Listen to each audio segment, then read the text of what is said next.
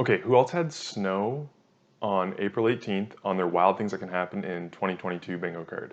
If you did, let me know. I want you to go to the store and buy me a lottery ticket. I'll pay you for it. But if you're guessing that, you're clairvoyant, clearly. What happened in the real estate market in Whitby, on the other hand, we're going to find out shortly, right after this intro. Hey everybody, it's Rob Marsiglio here, back again with another weekly Whitby Wrap Up. And this week, back to regularly scheduled programming. I missed a week, family wasn't feeling so hot the past week, and work kind of took a bit of a backseat while we bounced back. We were good to go, firing on all cylinders, and excited to bring you many more updates throughout this spring market. Happy Easter to those who celebrated. I hope it was a great long weekend. Before we get into the stats, as always, please, if you're enjoying the content, please subscribe to the channel. Like the video if you're liking these weekly updates, and share with friends who are just looking for more info on what's happening in the Whitby real estate market. As always, we're going to get into our detached and our townhomes. I'll touch on semis quickly, not too much activity in the last week. And I will also share with you some months of inventory stats. Months of inventory being if no new listings were to come to market today, how much time would pass before everything was completely sold out. And I'll also share some stats with you, just diving into the actual activity. So showings versus offers. I did that at one of my earlier updates, and I think right now it's kind of an important time just so you know if you're looking to sell your home or if you're looking to buy, kind of what can you expect coming through your door, or what can you expect to be up against as a buyer in the market currently.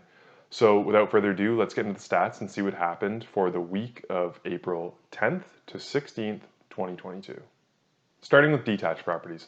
Okay, so this was Easter, kind of long weekend, a lot of people taking off the Friday. That kind of bleeds into the rest of the weekend. So you do see a little bit less activity kind of in this stretch.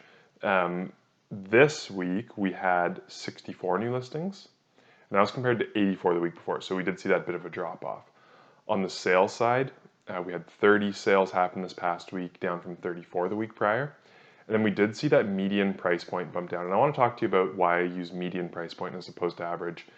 When you're using median in a shorter sample size, like just over a week period, you're going to see big fluctuations based on, did more townhome sell, did more luxury high-end property sell.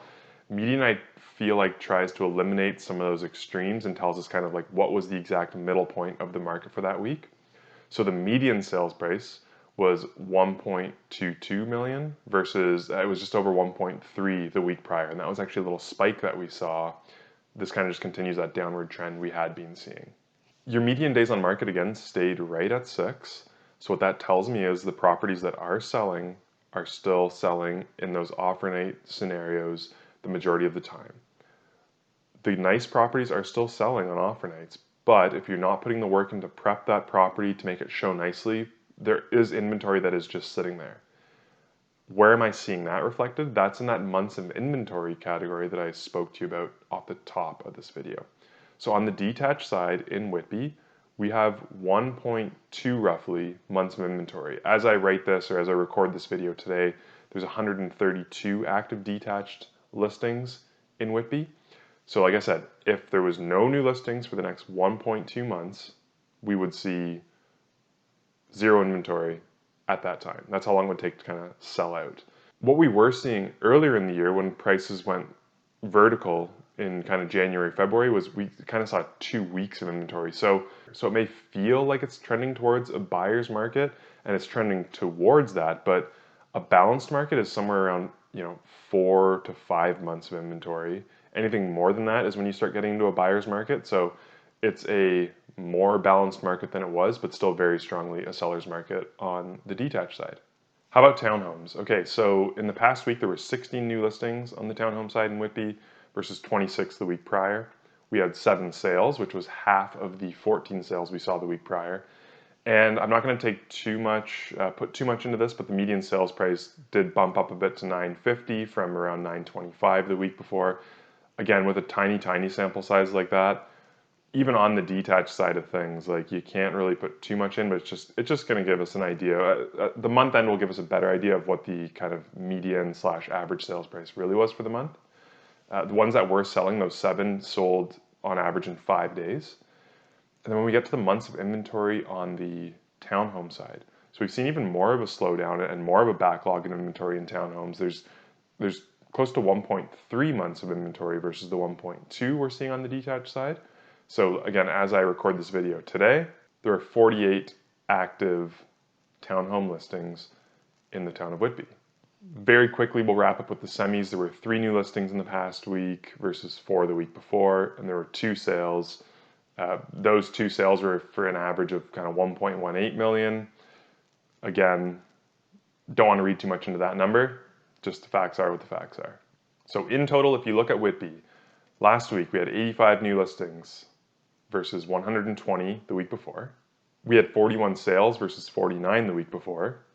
And the median price point across all home types came down from 1.175 to 1.15 million. At the time of recording, there's 201 active listings in Whitby, and that kind of shapes up to 1.28 months of inventory for all of Whitby. So as a final word on the status of what is the market in Whitby right now, it is a very strong seller's market still.